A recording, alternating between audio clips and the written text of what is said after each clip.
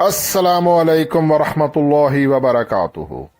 इय्याका नअबुदु व इय्याका नस्तईन @ VIP forex signals 99 से हसन आवान मुखातिब हूँ।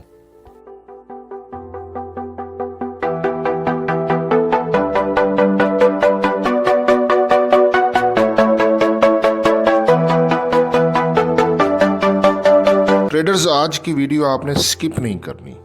बहुत इंपॉर्टेंट वीडियो है, बहुत अहम वीडियो है, तमाम पॉइंट्स बहुत अहम है। मैं आपको पूरा क्लियर पिक्चर आज बताऊंगा कि कहाँ से सेल बनता है, कहाँ से बाय बनता है। वीडियो को स्किप नहीं करना, शुरू से लेकर आखिर तक वीडियो देखें।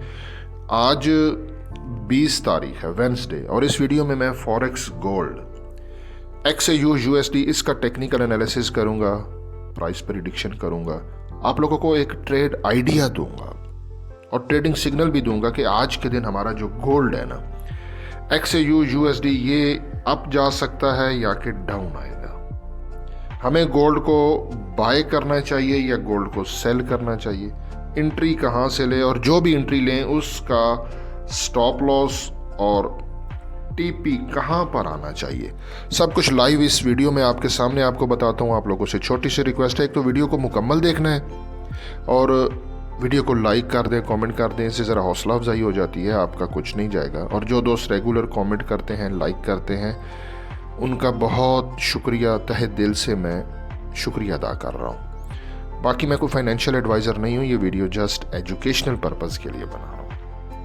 ट्रेडर्स, आपके सामने गोल्ड का ये 30 मिनट का टाइम फ्रेम है, 50 का मूविंग एवरेज और RSI लगा हुआ है, और 30 मिनट का टाइम फ्रेम इंपॉर्टेंट होता है इंट्राडे के लिए। ये सारी 30 मिनट की कैंडल्स 50 के मूविंग एवरेज के ऊपर ट्रेड कर रही हैं। तो पहला जो सिग्नल है वो गोल्ड का ये है कि गोल्ड बुलिश ट्रेंड में है। हर डिप से गोल्ड को बाय करना है, सेल में नहीं फंसना। क्लियर हो गया। अब अगर मैं आपको 50 के मूविंग एवरेज की प्राइस दिखाऊं तो 2627.64 पॉइंट नोट करते जाएं। 2627, आप 2627 के SL के साथ एक गोल्ड की बाइंग कर सकते हो। 50 का मूविंग एवरेज एक सपोर्ट की तरह काम करता है, तो 2627 के SL के साथ, यार SL के बगैर ट्रेड ना किया करो। 2627 के करीब मार्केट आए, बाय कर लो, 2627 का SL लगा दो, हिट होता है तो कोई मसला नहीं है। मैं आगे आपको पूरा जोन क्लियर करके देता हूँ। नीचे अगर मैं आपको दिखाऊं, RSI 64.75 पर है, बुलिश है। इस टाइम गोल्ड मार्केट जो है ना वो 2639 के आसपास है, और जो 64 का RSI है ये इंडिकेट कर रहा है कि यहाँ से गोल्ड और ऊपर जाएगा। ठीक है, क्योंकि 70 का जो एरिया होता है ना वो RSI का ओवरबॉटेड होता है। फिलहाल RSI के हिसाब से भी गोल्ड बुलिश है, तो हर डिप से बाय करते जाएं। आज कोई हाई इम्पैक्ट न्यूज़ नहीं है, मैंने फॉरेक्स फैक्ट्री पे चेक किया है, तो आपका टाइम बचाता हूँ। डायरेक्ट टू द पॉइंट बात करते हैं। MACD moving average conversion divergence, इसको जब मैंने अप्लाई किया 30 मिनट के टाइम फ्रेम पर, तो इसने देखें क्रॉस बना दिया है। ये देखें, ये क्रॉस बना है और हिस्टोग्राम भी अब बन रहा है, लेकिन ये क्रॉस परफेक्ट नहीं होता। ठीक है ना, MACD के हिसाब से जो ये क्रॉस होता है ये परफेक्ट नहीं है, क्योंकि ज़ीरो लाइन के नीचे अगर MACD क्रॉस बनाए तो फिर वो ऊपर जाने के चांसेस होते हैं। बहरहाल है तो ये क्रॉस अपसाइड, और पीछे जो हमने चीज़ों को देखा 50 का मूविंग एवरेज और RSI के हिसाब से गोल्ड बुलिश है, तो हम इसे भी बुलिश कंसीडर करेंगे। ठीक है, और अगर मैं यहाँ पे सुपर ट्रेंड लगाता हूँ, गोल्ड के 30 मिनट के टाइम फ्रेम पर सुपर ट्रेंड ने भी बाय का सिग्नल दिया है, और सुपर ट्रेंड के हिसाब से गोल्ड 2628.26, देखें ना, 50 का मूविंग एवरेज 2600 मैंने पीछे आपको दिखाया 27 पे था, और ये 2628.26 है कि यहाँ से गोल्ड को बाय किया जाए, ये स्टॉप लॉस रखकर। और अगर मैं पैराबोलिक सार यहाँ पे गोल्ड के 30 मिनट के टाइम फ्रेम पर लगाता हूँ, तो ये देखें डॉट्स काफ़ी नीचे हैं, कैंडल्स ऊपर हैं, और उनके बीच में गैप है, और ये एक बाय सिग्नल है स्ट्रॉन्ग। ये देखें ना, प्राइस चेक कर लो, ये पैराबोलिक सार के हिसाब से भी 2628.94, यहाँ से आप इस स्टॉप लॉस के साथ गोल्ड को बाय करें।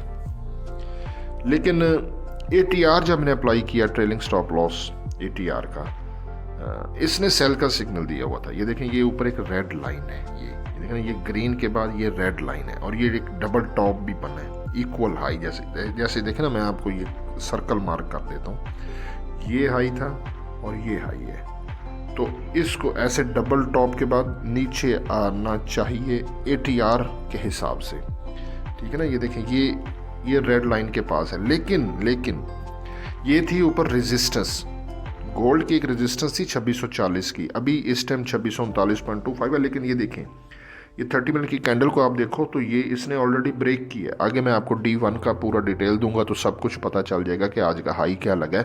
देखिए, गोल्ड जो हमारे ATR ट्रेलिंग स्टॉप लॉस ने प्राइस दी थी 2639 के पास, उसको ब्रेक कर चुका है, और जब रेजिस्टेंस ब्रेक हो तो फिर वो सपोर्ट का काम करती है। ये आगे प्राइस भी देख लेते हैं। ये देखें, ATR ट्रेलिंग स्टॉप लॉस की प्राइस आ रही है कि 2639.46, और ये देखें प्राइस है 2639.58, तो 2639.46 जो ATR ट्रेलिंग स्टॉप लॉस का सेल का सिग्नल था वो ऑलरेडी ब्रेक हो चुका है, तो सेल नहीं करना। अगर मैं D1 का टाइम फ्रेम आपके सामने रखता हूँ, ठीक है, पहले तो ये देखें ना, ये मैंने इसकी प्राइस ली है कल की। इसको देखने से पहले एक चीज़ आपको दिखाऊं, ये कल की कैंडल है, उसके पिछले दिन की कैंडल है, और ये उसके पिछले दिन की कैंडल। ये देखें, ये बहुत एक ग्रीन कैंडल थी, ठीक है, ये नीचे डॉजी कैंडल, हैमर कैंडल है, और ये डॉजी कैंडल है, और उसके बाद ये ग्रीन कैंडल कंफर्मेशन थी। तो कल की कैंडल ग्रीन ही क्लोज होनी थी, बहुत क्लियर सिग्नल था बाय का। और मैंने आपको कल की वीडियो में बताया था कि गोल्ड को सेल नहीं करना, हर डिप से बाय करना है। जिन लोगों ने मुझे व्हाट्सएप पे मैसेज भी किए, मैंने सबको कहा है कि सेल नहीं करना, सेल में फंस जाओगे। और देखें, ये ग्रीन कैंडल क्लोज हुई, लेकिन ये एक इंडिकेशन है कि ग्रीन कैंडल पिछली कैंडल से छोटी क्लोज हुई है। ये देखेंगे, एक बहुत बड़ी कैंडल है, इसका ट्रैवलिंग ज़्यादा था। कल की देखें कैंडल छोटी क्लोज हुई है, तो ये भी एक इंडिकेशन होता है कि अब बाइंग प्रेशर कम हो गया है, लेकिन है बाइंग प्रेशर, कोई ऐसी रेड कैंडल क्लोज नहीं हुई है। अब यहाँ पे कल की प्राइस देख लें, 19 नवंबर कल गोल्ड मार्केट ओपन हुई थी 2611.78 पे। गोल्ड मार्केट ने हाई लगाया 2639.33, पॉइंट टू बी नोटेड। कल 19 नवंबर गोल्ड का हाई है 2639.33, लो है 2610.19, बहुत नीचे है, इससे पहले ही टर्निंग पॉइंट बनेगा। 2639.33 कल का हाई है, और क्लोजिंग थी 2632.04, ऊपर विक है। अगर 2639 के करीब गोल्ड क्लोजिंग देता फिर बहुत स्ट्रॉन्ग बाइंग सिग्नल था, लेकिन 2639 लगाने के बाद कल गोल्ड मार्केट क्लोज हुई 2632, तकरीबन 7 पॉइंट नीचे, लेकिन ग्रीन कैंडल क्लोज हुई है ये वाली।